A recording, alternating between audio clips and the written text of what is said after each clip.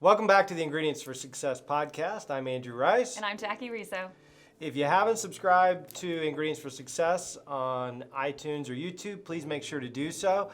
And if you don't mind, go ahead and rate it, whatever number you would like to rate it, and we'd be very much appreciative.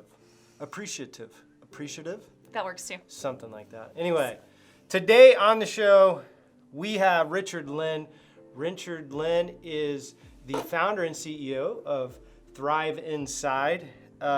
Richard, we're super pumped to have you on. Thanks for coming. Thank you. Absolutely. Thanks for having me. I'm excited to share a little gut health knowledge to the rest of your audience. Today, we're going to be talking about food, BMS, and DNA as it relates to therapeutics and interventions. Sounds very exciting. It's super exciting. Actually, it is going to be fun because Richard is fun. We know Richard is fun. He's a fun guy. Okay, so the first question we have for you, Richard, is this is a serious question. Very It's much. something that we've been pondering since 30 minutes ago. about 30 minutes ago, but it's very important. What is your toilet mascot's name? I'd love to tell you the story of the toilet. So originally we got a porcelain toilet for a commercial. And the concept of that commercial was to have a inflatable T-Rex costume taking a dump and showing the process of sampling their stool DNA. That commercial never went live. So instead we kept the toilet. And as a rite of passage for our team and as part of building our culture, every new employee needs to sign our toilet. And we take a picture of them sitting on it.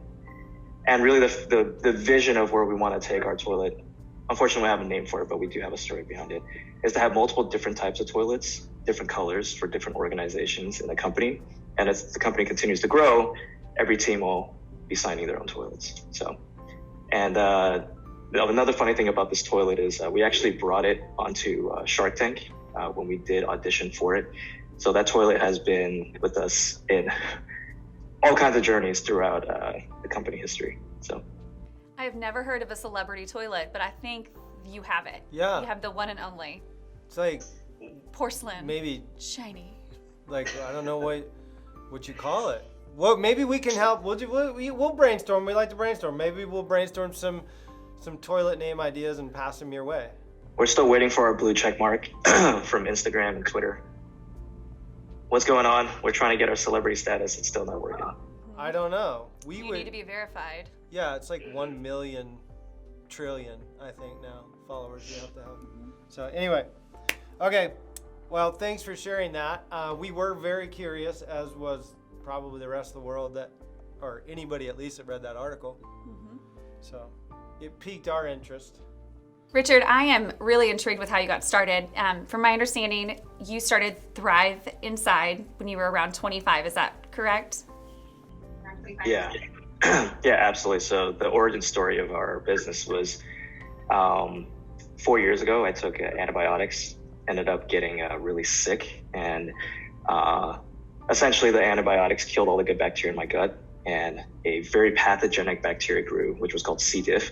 And I went to multiple different doctors, and they pretty much said, oh, you're too young and healthy looking to be sick. You're probably just depressed.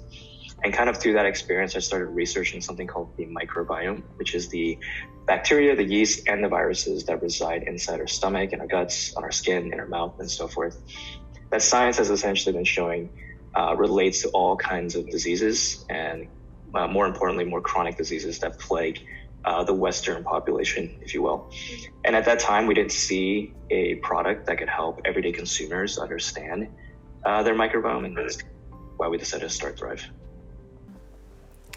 That's great. You were talking about the Western diet. I believe in our meeting prior to this, you had said something about food as medicine. Yeah. And then you went into 3 different, what were they again? Yeah. Well, I'm kind of calling them right now the Lin 3 Ps, but we can work on that. So it was personalized, preventative, and predictive. Predictive. Those are your 3 Ps. The Lin 3 Ps. I call them the three Ps of healthcare, and really that's where I believe healthcare is going in the future. Right now, when you look at healthcare, it's very reactive, right? You break a bone, You go in and you get acute treatment, and we do a great job on that. You do your labs, something's wrong, but you never get to the root cause. And so really the future of medicine is really going to be, like you mentioned, the 3 Ps: predictive, personalized, and preventative. And the way we're going to be able to do that is through your DNA, what makes you, you. Yeah, I'm very excited about this topic. I've heard a few companies talk about it. I myself, I have been on this journey as well, and I'm going to tell you, like, when I did Whole30, so that's kind of what started me on the journey, was through Whole30, but just learning what my body was going to be able to consume and do well with. And I'm sure you've been on. Have you done similar things as like incorporating new foods and that whole thing? Yeah, absolutely. I mean, I've jumped back and forth on different types of diets. At my time at Thryve, we actually did a internal Thryve study of different types of diets. So from McDonald's to keto to kombucha to fasting. And it's pretty amazing how these different diets actually change the microbiome. And so a lot of the benefits that we see with some of these diets, we also see those changes with the microbes being shifted. And some of these microbes that become more prevalent in the gut on a specific diet actually show the benefits of that diet. So for instance, ketogenic diet is potentially anti-inflammatory. And we see different types of microbes actually increase on the ketogenic diet that improves inflammatory markers in the body. So I've gone back and forth and looked at all kinds of things. I've also done glucose monitoring. That's a thing now. You prick your finger, look at your ketone levels, look at your glucose levels. So I've tried a whole gamut. It's been a lot of fun. So with Thryve Inside, if a consumer, they have the kit, they do send in their stool. I do have a question about that, because you talked about how the microbiome can change. And so if I'm paleo 1 week and then the next week I decide I want to be vegan, but you've already personalized my probiotics through Thryve Inside, what happens then? How do you all help consumers actually just have that knowledge and just to be educated in, well, when you do change your diet, you also should do this. Right. And is it take another test? Or what do you do with consumers who are kind of just bouncing back and forth trying to find their right diet? Yeah, no, that's a great question. When you kind of what you alluded to, the microbiome does change pretty drastically. And some items that do that, obviously diet is a big portion of it. We've seen the microbiome change from medications, from antibiotics, from traveling to a different part of the world, because the microbes in that environment are different. The food is different as well. So we do encourage folks to retest if there is a major life event. But if you've generally been on the same routine, your microbiome isn't going to shift that drastically. But obviously, if you take like an antibiotic or you completely change your diet from paleo to vegan, it's not that big of a difference. I mean, obviously there's meat involved, but if you went from a pure carnivore diet or pure alcohol diet to something like vegan, obviously that's going to be a big change. So it really just depends on the transition between that. And so we don't always encourage everybody to retest, not only because of cost, but also because the data is not going to change too much anyways. But yeah, so when you retest, we'll continue to optimize in terms of our product. So the foods will change and the probiotics may potentially change as well. And when the food change, you're saying that'll change in the database, is that correct? Because everyone who does sign up, they get a database. That right? Am I correct in this? That tells them what foods they can eat, what they shouldn't eat, and kind of educates them. Exactly. So just to give you a little bit more clarity on kind of how the algorithm works.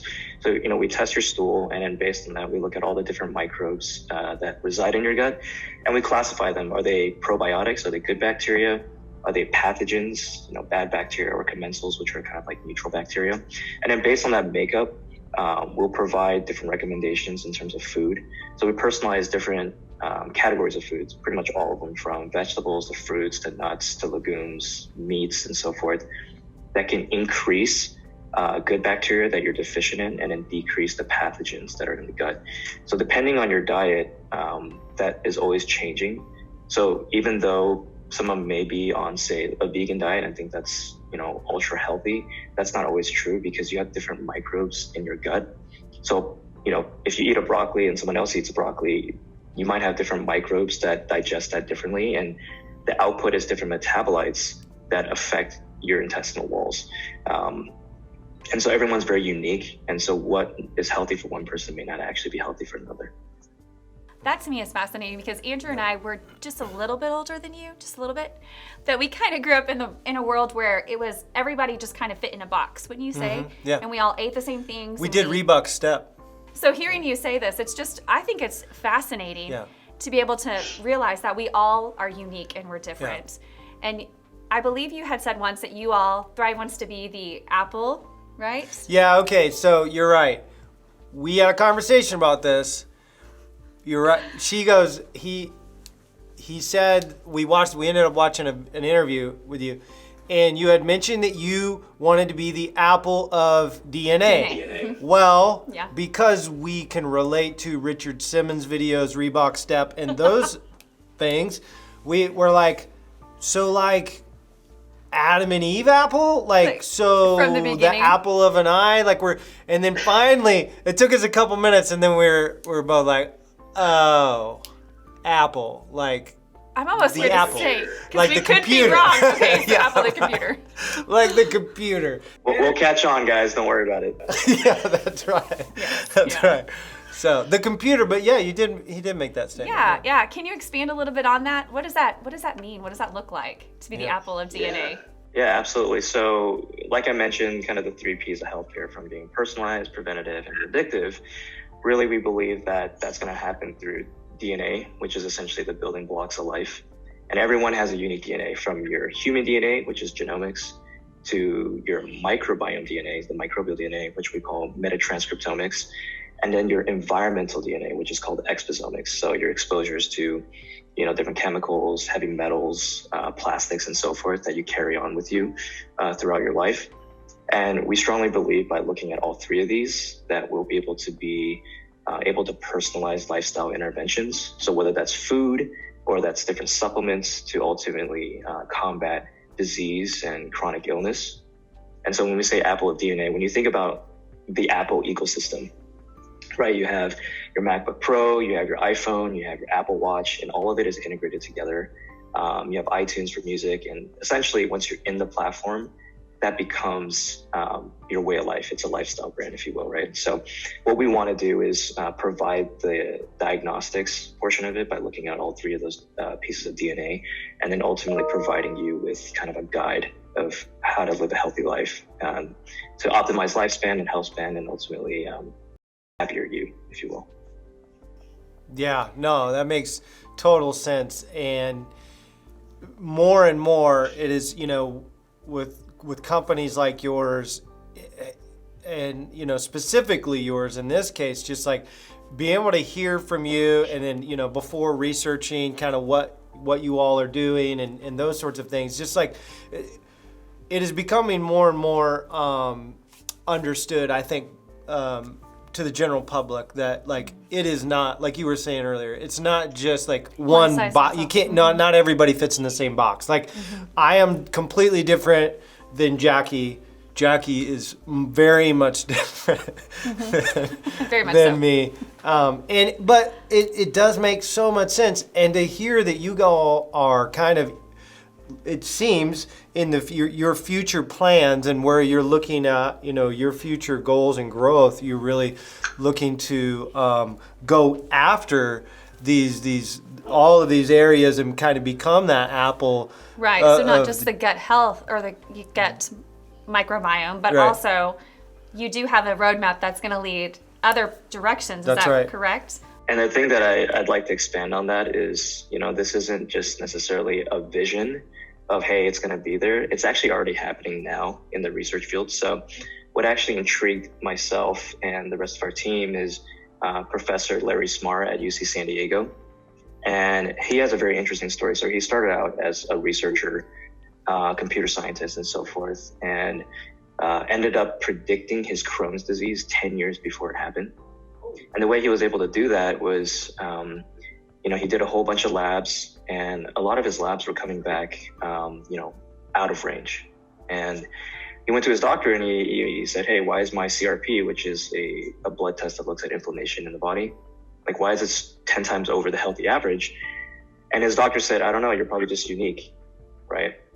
And so he started looking at more of the research, did more testing, and realized that, hey, a lot of the data that I have is pointing toward potentially some sort of inflammatory, bowel disease, whether that's IBD or Crohn's itself. So he went to his doctor and said, hey, can you do a colonoscopy? Because that's usually the gold standard to find out if you have inflammation in the gut. So he did that, and it came back like he had a perfect healthy gut. There was no inflammation. So his doctor said, nope, see, you were just worried for no reason. But what he found out later is after he did a microbiome test, and then he did a genetic test, and he saw that snippets of his DNA were more susceptible to inflammatory bowel disease, and that he had different microbes in the gut, microscopic, that you can't see with a scope, were actually very overgrown. And then a couple years later, he starts getting very bad Crohn's symptoms, which is, bleeding and so forth, while he has, his bowel movements.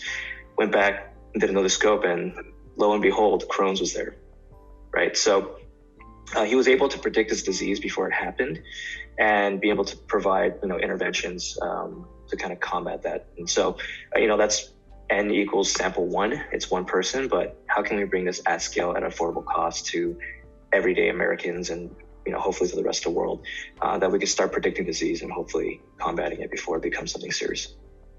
Yeah, that's very exciting, man. That's,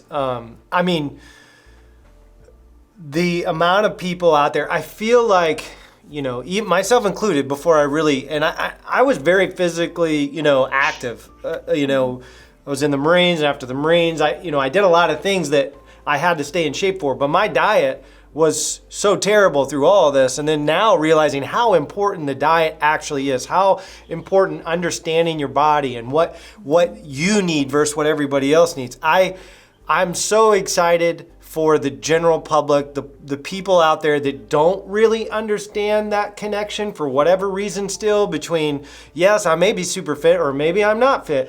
And, maybe my diet's good or maybe it's not good, but I cannot wait for 10 years, 5 years down the road. I don't know. I'd be interested to find out what your prediction is on this, but I can't wait till that day when you can walk into Walmart, you can walk into these places, and not only do you have the food available, you have, some sort of whatever it is, electronic panel or something where you can go in and you've done testing through somebody, maybe it's Thryve Inside, whatever it is, but they know before they shop what is going to be good for me to eat.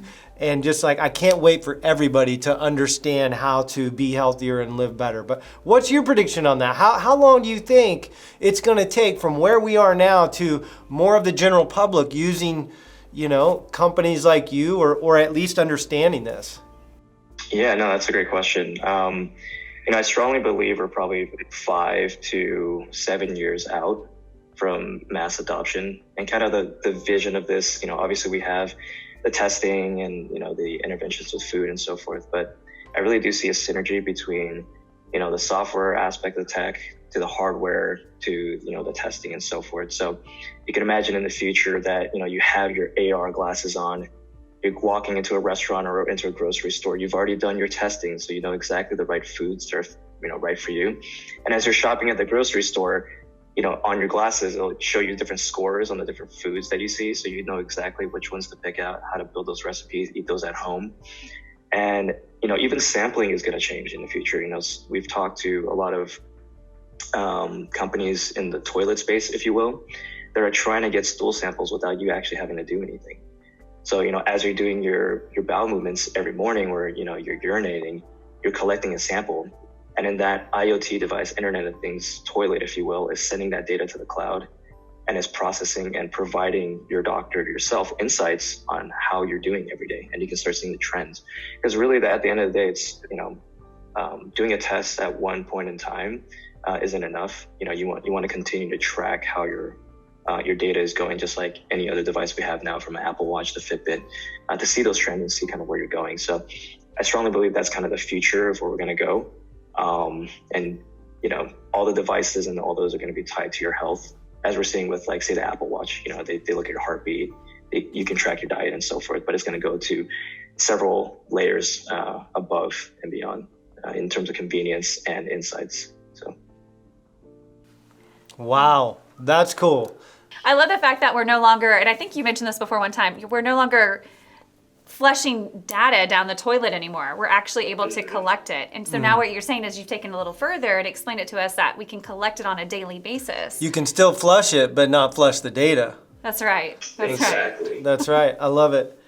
I mean, I think that's it. I think this has been great. I've learned a lot. Learned a lot about you, about your company. Thoroughly enjoyed this podcast. I have as well. I'm going to order a kit. Yeah. I'm going to do this because I have related too. to your story, and poor Andrew's been on this year-long journey with me. Doctors are doing the same thing. Yeah. Antibiotic, and I've done so many different surgeries, colonoscopy, and still there's not an answer. And I have felt like you, like I'm really not making this up. I've lived in this body for 41 years. I do know when something is not right. Yeah. And so you've actually should do it. inspired me to you need to do go it. and do this and see if I can find out a different way. Yeah. So thank you for that. Yeah. absolutely, we're looking forward to having you send over your poop. I'm gonna gross. I know it's not, but I'm it gonna is. make sure right after this she gets a kit and she's gonna send her We're poop. like this now, so it's okay. That's We right. are. That's right. We are. That's Oh, right. man. That's We're real right. close. We're close now. So, Richard, thank you so much, man. It's been great hearing from you, and maybe we'll have you on in the future. Absolutely, thanks for having me. We would All love right. that. All right. Thank you. Have a good one. See ya. Bye.